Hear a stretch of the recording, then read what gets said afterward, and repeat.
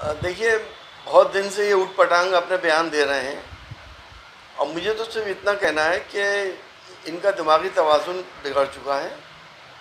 इनको एक अच्छे साइकियाट्रिस्ट की ज़रूरत है, या इन्होंने कुछ ऐसे गुनाह करे हैं कि दूसरी कम्युनिटी को खुश करने के लिए उन गुनाहों पे पर्दादारी करने की कोशिश कर रहे हैं।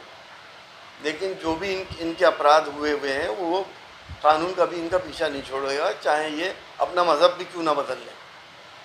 तो मैं तो सिर्फ इतना ही कहना चाहूँगा कि कुरान शरीफ में एक लफ्ज़ की भी हेरा फेरी नहीं की जा सकती और क़यामत तक कुरान शरीफ अल्लाह ने महफूज किया, महफूज रहेगा। किसी के बाप में दम नहीं है कि उसमें थोड़ा बहुत भी तरमीम कर दे। अब जो लोग इस तरह की तरमीमें करना चाहते हैं, वो या तो कुरान को जानते ही नहीं है, उन्हें पता ही नहीं है कुरान पाक की हिदायत क्या है और कौन सी आयत किस मसले के लिए आई थी, उस वक्त क्या सर्कमस्टांसेस थे। लेकिन खुद दूसरे लोगों को खुश करने के लिए इस तरह की हरकतें करना, ये हमारे ऐसे लोगों को जो खुद चेयरमैन रहा हो वो ज़ेब नहीं देता। उसे अपना साइकेट्रिक ट्रीटमेंट, दिमागी इलाज कराना चाहिए। उसकी मेंटल हेल्थ अच्छी नहीं है।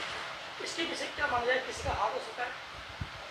मुझे तो ये लगता है कि इसने घोटाले इतने लंबे चौड़े करे हैं, उसकी पर्दादारी के लिए ये सिंपैथी सरकार की लेना चाहता है। आज अगर पर्दादारी हो भी गई तो आगे नहीं होगी, तो जो है वो तो उखड़ेंगे ही।